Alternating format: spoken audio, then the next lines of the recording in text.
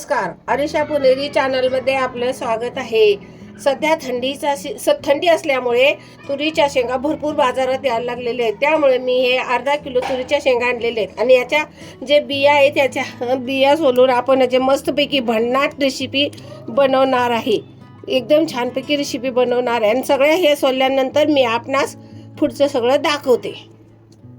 हे मी तुरीच्या शेंगा सगळ्या सोलून घेतलेल्या आहेत।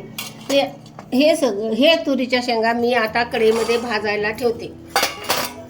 आता हे आपण लाल होईपर्यंत चांगलं मस्तपैकी भाजायचं, म्हणजे हे मऊसूद होतात आणि मस्तपैकी आपले जे आपण रेसिपी बनवणार आहे एकदम छान लागत असते। हे मी भाजायला ठेवलेले, त्याच्यानंतर मी हे मिक्सरमध्ये ह्या मिरच्या घालून घेते। त्या मिरच्या मी त्याच्यामध्ये भाजी बनवण्यासाठी हे सगळं साहित्य घेतलेलं आहे। हे साहित्य मी आपणास दाखवते। ह्या मिरच्या आता मी घेतलेलं, हे लसूण, एक गड्डा लसणाचा मी घेतला होता, हे लसूण आहे, हे मी वाटायसाठी घेते। हे जीरा आहे, वाटायसाठी घेते। एवढी कोथिंबीर आहे, ह्याच्यामध्ये वाटणार आहे मी। हे वाटणीचा मसाला झाला। परत ह्याच्यामध्ये घालायसाठी मी घेतलेला मसाला, हे एक गड्डा कांद्याचा कापून घेतलेला आहे, बारीक करून घेतलेला आहे। हे चाट मसाला आहे, हे जिरा पावडर आहे, हे चिलीफ्लेक्स आहे, ही हळद आहे, हे मीठ आहे आणि तेल। आणि अजून काय लागलं तर मी आपल्याला सांगते। हे मी आता बारीक करून घेते। हे भाजण्यासाठी पटकन होण्यासाठी मी एक पळीभर तेल घालते याच्यामध्ये। हे तुरीच्या शेंगा भरपूर पौष्टिक असतात आणि ह्याच्यामध्ये प्रोटीन भरपूर असतं, म्हणून तुम्ही हे सीझनमध्ये नक्की खा। भाजून झालेलं आहे, मी थंड होण्यासाठी गॅस बंद करून ठेवते।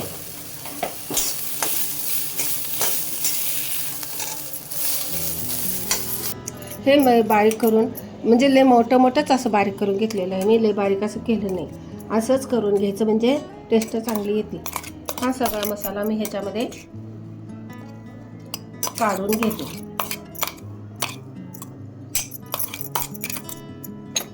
हे मसाला काढून घेतल्यानंतर हे मी आता मिक्सरच्या डब्यामध्ये घालून हे पण थोडेसे मोठं बारीक करून घेते।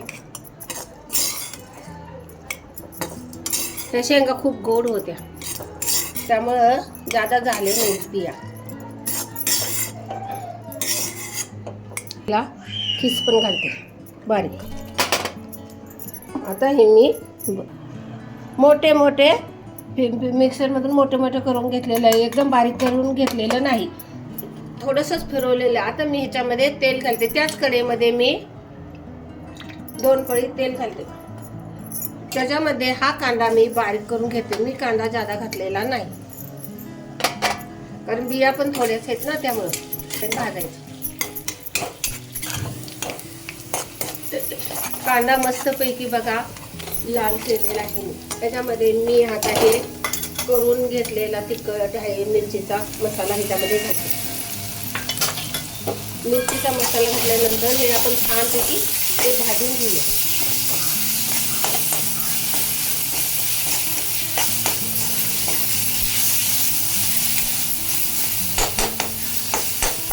हे छानपैकी भाजून घेतल्यानंतर आपण थोडंसं तेल घालू, म्हणजे तेलामध्ये अजून छान लागतं ते। हे मी करून घेतलेलं बारीक तुरीच्या बिया हे मी ह्याच्यामध्ये घालते। छान एकदम लागतं बघा, हे एकदम आपण खाण्यास एकदम छान लागतं। हे सगळं आपण ह्याच्यामध्ये खालीवर करून घेऊया मसाला। हे 3-4 दिवस टिकत पण असतं।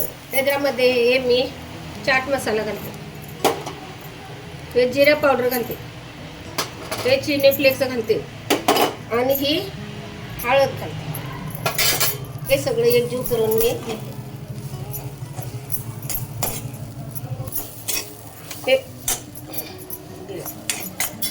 हे मीठ घालते। मीठ घातल्यानंतर सगळं एकजीव करते। त्याची झाकण घालून आपण 5 मिनिट बघा वाफ काढूया, म्हणजे खाण्यास एकदम छान लागते। पाणी नाही घालायचं ना, आपल्याला जर रस्सा भाजी करायचं असलं तर मग पाणी घालू शकता, पण मी नाही रस्सा भाजी करणार, मी असंच खायला प्लेट भरून देणार आहे। त्याला मी झाकण घालून 5 मिनिट वाफ काढते।